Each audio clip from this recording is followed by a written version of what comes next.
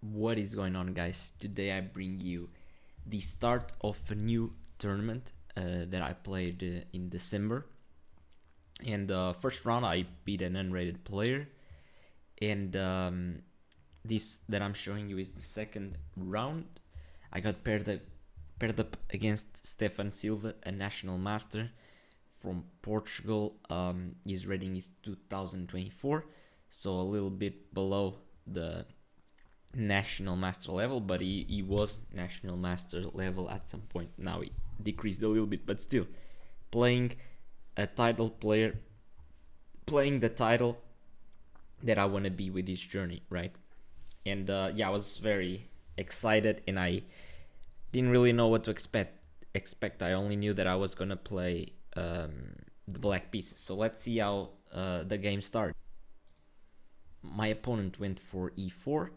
I went c6, and he surprised me here with d3. So, I mean, I've never played against the Breyer variation, which is this. What is this is called? I didn't even know it was called like this. So, I knew some stuff, like barely any stuff, but I knew that you go d5 normally, and when the opponent goes knight d2, I knew that I had to take a space in the center, and e5 was the best try. And yeah, here my opponent played knight f3 and I played bishop d6. So this is all I knew from the Breyer variation. I mean, I've seen some stuff with g3 and trying to get a sort of King's Indian attack, but apart from that, I didn't know any other setup. And here my opponent surprised me with d4. And I really thought that he was trolling me, because you go d3 and d4, like, what is this? Like, I thought I was being trolled for sure, and I was really already very uncomfortable, and I didn't like what I saw. I didn't like this position, because like this is so out of my comfort zone. Like, I have no idea what is going on here. Here I just took on d4, and he took on d5, and I was like, damn, bro, like, what is actually going on? Like, I literally had no idea at all. And yeah, here I thought for a while, and I wasn't really sure if I wanted to take on d5, if I wanted to just ignore that and play other moves like develop, sacrifice a pawn, something like that. But yeah, I ended up playing bishop g4, which is a mistake. Here, the computer just wants me to take on d5, and yeah, I mean, here he doesn't even take straight on d4. Like, it's crazy. I don't even know what's going on, honestly.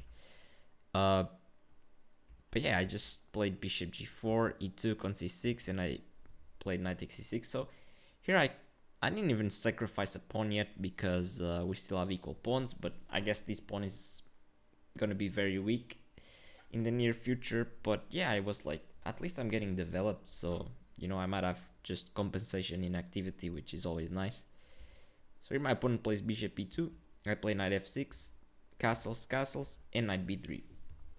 And after knight b3, I saw this coming, but I was very uncomfortable, and I was very, like, annoyed by this position. I just thought that, I was gonna eventually be down a pawn, and I would have to just hold down a middle game, down a pawn, like, just torture, just horrible. And yeah, here I just didn't see really a way to protect d4, and I was very, very frustrated. I didn't see anything that I liked here, um, and I ended up trying to go for something a little weird. um, I went for knight e4. So I decided to sacrifice the pawn this way. And yeah, this had some tricky ideas in mind. The idea was pretty much to start eyeing this king. And yeah, I thought that taking on d4 was possible, but it was kind of risky. Although the computer um, thinks he can really take on d4 and be just completely better. Here my opponent played h3, but I'm gonna show you. The computer here says f takes on d4. My idea here was to actually play queen h4, and now I'm threatening mate on h2. So I thought that g3 would be really the only way to deal with this, and I would take on g3 with a knight. He would take, I would take, and we would get this position, which is just a draw. And I thought I could, okay, I'm gonna get a draw like this, and drawing a national master with this little tactic. I was like, okay, that's fine, that's good. I mean, he was one of the highest seed in the tournament, and I thought, okay, this is a nice trick. I can get a draw here, just go home, quick draw, and everything is Gucci. But actually it doesn't really work like that, because after knight f takes d4 and queen h4, he has f4, which it's not the same thing.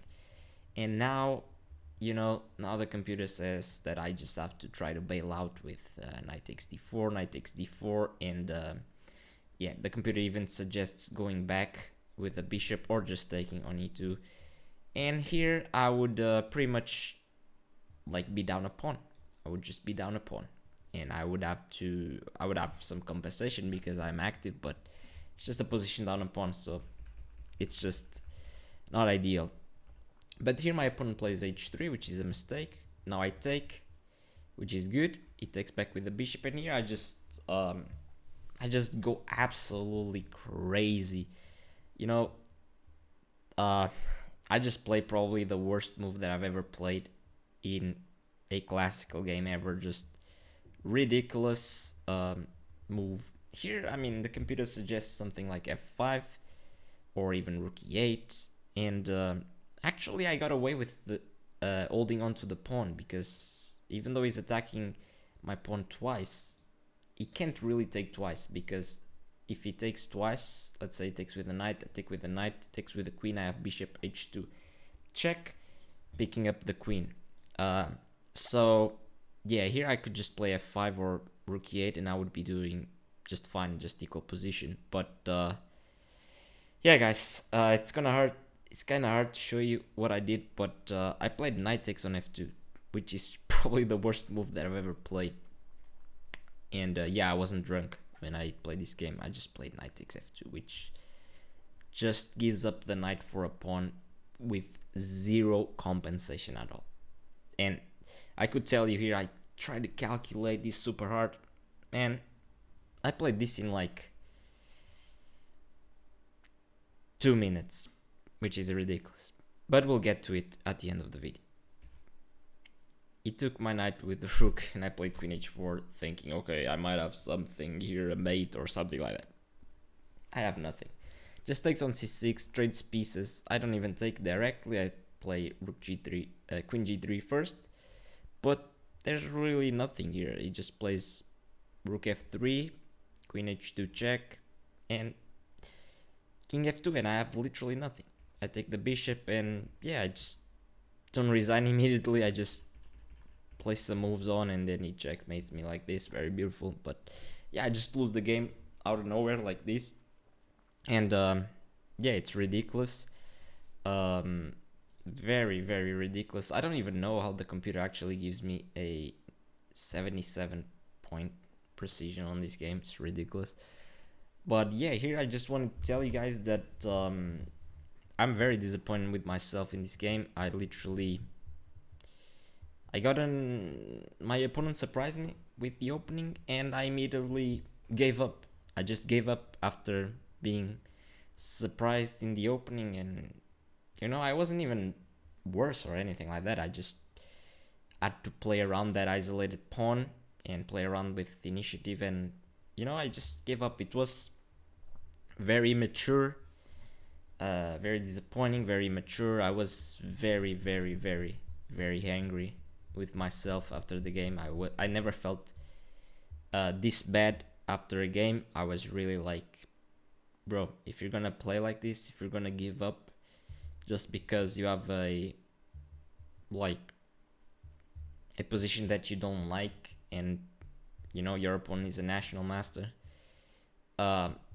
if you're gonna just give up, I mean, you should just give up in chess. You're not gonna go anywhere with that mentality, and that's true. I just had to talk with myself about that, and you know, I feel like I disappointed a lot of people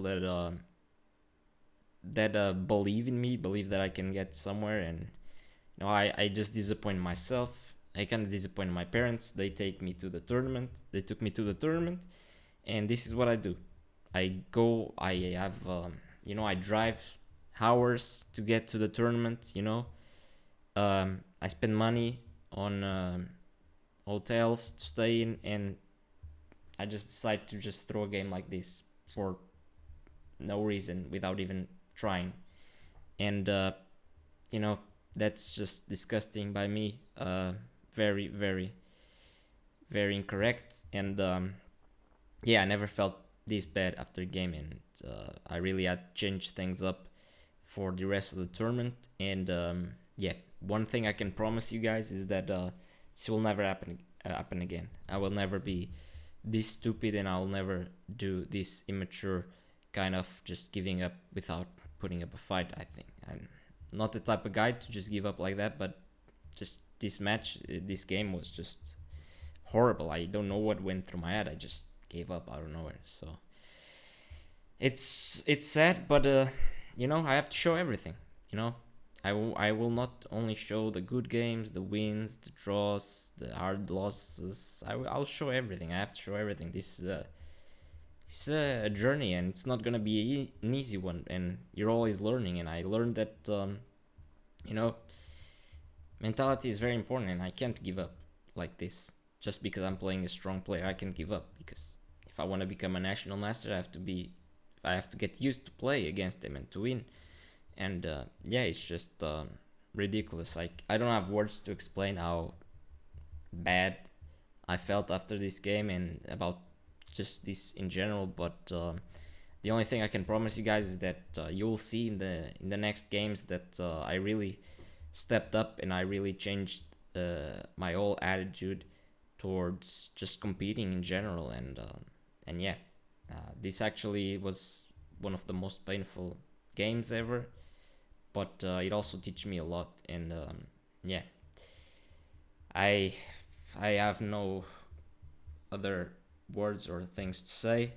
This is really hard to make this video because I really feel disgusted by what I did, but it is what it is. I mean, I'm far from perfect, and the only thing I can say is that I mean, I'm gonna try my best to not do this ever again, because this is just not representing who I am as a person, or just a competitor and a chess player.